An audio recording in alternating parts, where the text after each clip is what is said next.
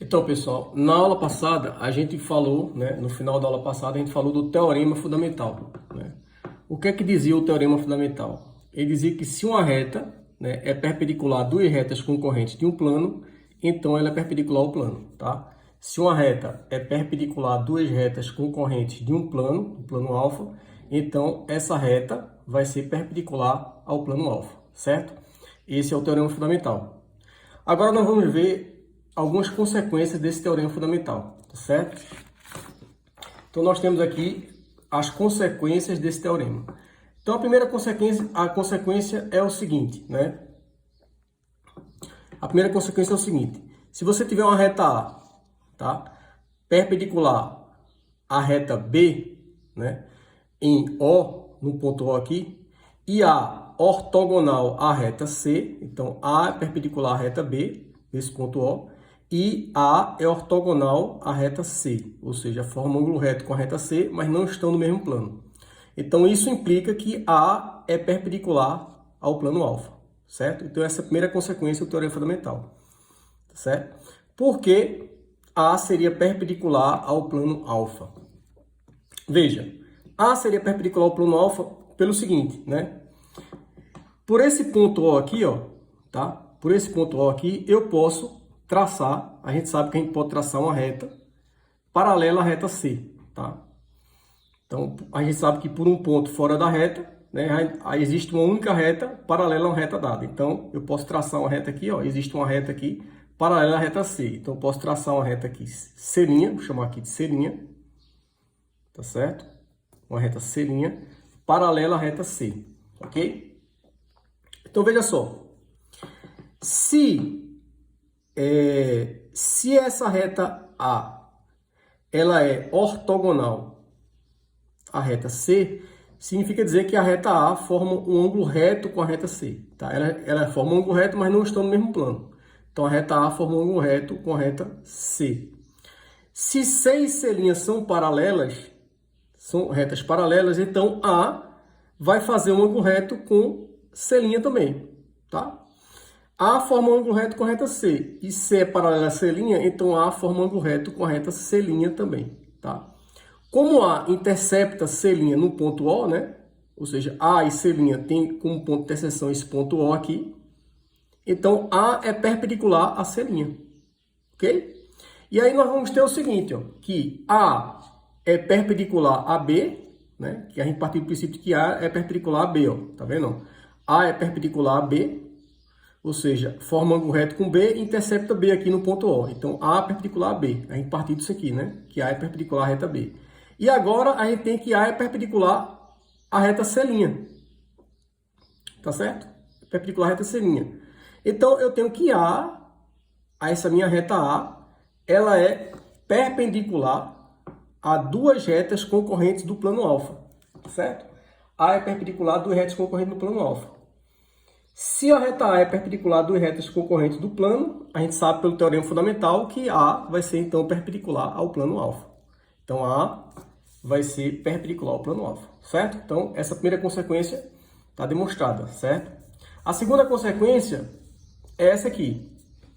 Se uma reta é ortogonal a duas retas concorrentes de um plano, né? Se uma reta é ortogonal a duas retas concorrentes de um plano, então ela é perpendicular ao plano. Certo? Se a reta é ortogonal a duas retas concorrentes de um plano, então ela vai ser perpendicular ao plano. Veja, essa reta e esse plano, eles devem ser concorrentes, né? Ou seja, a reta, ela deve interceptar o plano em um único ponto, né? Por que a reta deve interceptar o plano em um único ponto? Por que isso, né? Veja, se a reta não interceptar o plano em um único ponto, nós temos duas possibilidades. Ou a reta é paralela ao plano, ou a reta está contida no plano. A reta A está contida no plano, né? Isso gera um absurdo, ou seja, a reta A está contida no plano faz com que a reta A não seja ortogonal a B e C, tá? Então, eu disse o seguinte, ó, se uma reta é ortogonal a duas retas concorrentes do plano, Se uma reta é ortogonal a duas retas concorrentes no plano, digamos que eu tenho uma reta A ortogonal a duas retas concorrentes no plano, digamos B e C, tá? B e C. Se a reta A estiver contida no plano, ela não vai ser ortogonal a B e C, porque ela vai estar no mesmo plano de B e C. A gente sabe que o conceito de duas retas ortogonais, né, elas têm que ser retas reversas, né? Ou seja, não estão no mesmo plano. Então, a gente sabe então que A não pode estar no mesmo plano de B e C, nesse plano alfa aqui, certo? Então, só tem outra possibilidade. Existe outra possibilidade. A paralela ao plano alfa. Certo? A paralelo ao plano alfa. Se A for paralelo ao plano alfa, o que acontece? Desse ponto P aqui, ó, né, que é o ponto de interseção de B e C, né, essas retas B e C são concorrentes nesse ponto aqui. Desse ponto P aqui, eu posso traçar uma reta, A', paralelo à reta A. Certo? Eu posso traçar uma reta, né? Eu tenho um ponto P aqui fora da reta. Então, a gente sabe que existe uma reta aqui, passando por esse ponto P, existe uma reta única paralela à reta A. Então, eu posso traçar uma reta A' paralela à reta A. Certo? Como essa reta A, a gente partiu do princípio de que ela era ortogonal né, duas retas concorrentes do plano, no caso, essas duas retas B e C, ou seja, ela vai formar um ângulo reto com B e vai formar um ângulo reto com C. Certo? Como A forma ângulo reto com B e ângulo reto com C, tá? E A é paralela à linha, certo? A é paralela à linha, então A' vai formar ângulo reto com B e vai formar ângulo reto com C. Então, eu tenho duas retas, né? Então, eu tenho aqui, ó, eu tenho A forma ângulo reto com B e forma ângulo reto com C, certo? Como A é paralela à linha, né, eu tracei uma reta aqui nesse ponto, A' paralela a A. Então, como A é paralela à linha, B e C, né, A' também vai formar um ângulo reto com B e com C. Ou seja, eu tenho duas retas aqui distintas formando um ângulo reto com a reta dada aqui, essa reta A'. O que é um absurdo, né? Você não pode ter duas retas distintas formando um ângulo reto com uma reta dada aqui, essa reta A', certo? Ok?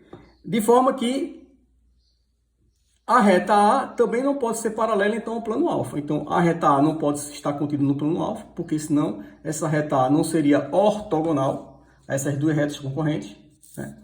E a reta A também não pode ser paralela a alfa, porque se for paralela a alfa, o que vai acontecer é que você vai ter duas retas, né, formando, né, você vai ter duas retas perpendicular a essa reta linha aqui, ó, né, que eu tracei no ponto P como sendo paralela a A, tá? Que é um absurdo. Então, a reta A não pode ser também paralela a alfa. Então, só tem uma possibilidade. A reta A é concorrente com o plano alfa, né? Ou seja, intercepta o plano alfa em um ponto.